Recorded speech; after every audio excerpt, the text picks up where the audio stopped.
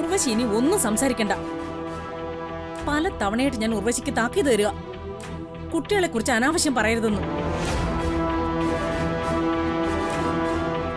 ഏട്ടത്തി, ഞാൻ പറഞ്ഞതും കണ്ടതും സത്യ. പ്രിയങ്കയുടെ തടസ്സം ഒഴിഞ്ഞു കിട്ടിയപ്പോ രണ്ടെണ്ണം കൂടി ആഘോഷിക്കാൻ ഇറങ്ങിയിരിക്കുക.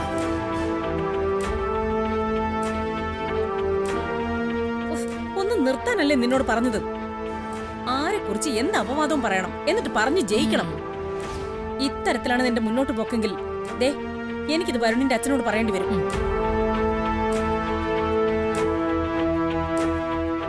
അതിന്റെ പേരില് നിങ്ങൾ കണിമംഗലത്ത് നിന്ന് പുറത്തേക്ക് പോകേണ്ടി വന്ന ചന്ദ്രശേഖരനായാലും ഉർവശിയായാലും ഒരു പരാതി പറഞ്ഞാ ഞാനോ അമ്മയോ കേൾക്കില്ല.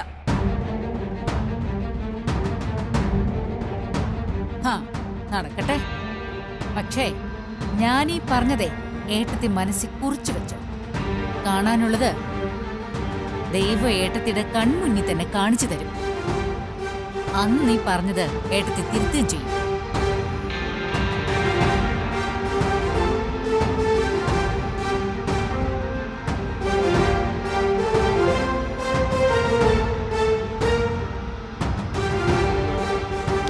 രാധികേ, ഉർവശി പറയുന്നത് ഞാൻ കാര്യമാക്കുന്നില്ല.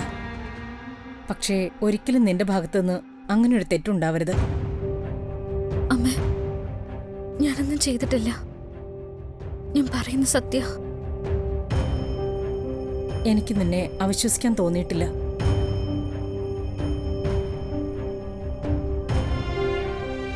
വരുൺ, നീ വിവാഹിതനാ. നിന്റെ ഭാര്യ പ്രിയങ്ക ഇപ്പൊ ജയിലില്ല. അവള് തിരിച്ചു വരും. അവൾ അവസാനം വരെ നിന്റെ ജീവിതത്തിൽ ഉണ്ടാവുകയും ചെയ്യും. അരുതാത്ത ചോദ്യങ്ങൾ നിന്നോട് ചോദിക്കാൻ ഇടവരുത്തരുത്.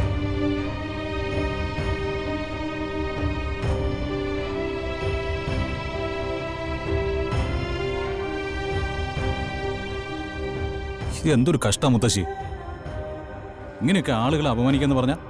പോട്ടടാ, മുമ്പയ്ക്കോ.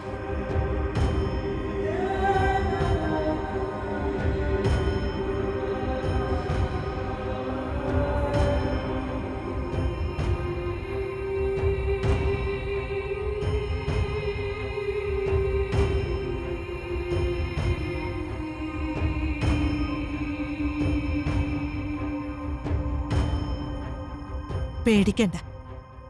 എന്ത് സംഭവിച്ചാലും കണിമംഗലത്ത് നിന്ന് നീ പുറത്തു പോവില്ല. പിന്നെ ഉർവശി പറഞ്ഞ കാര്യം എല്ലാം മുത്തശ്ശിക്ക് അറിയാൻ മോളെ.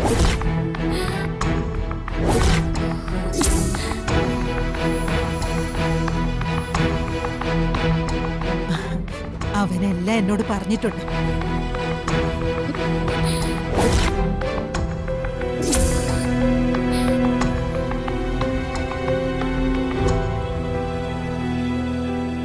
നിങ്ങളെ മുത്തശ്ശി ഒന്നിപ്പിക്കും.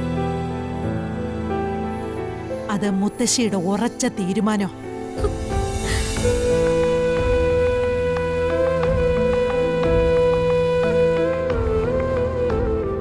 മുത്തശ്ശി കൂട്ടുണ്ടെങ്കിൽ വരണം എന്തും ചെയ്യാൻ മടിക്കില്ല. ഇനി ഒരുപാട് സൂക്ഷിക്കണം.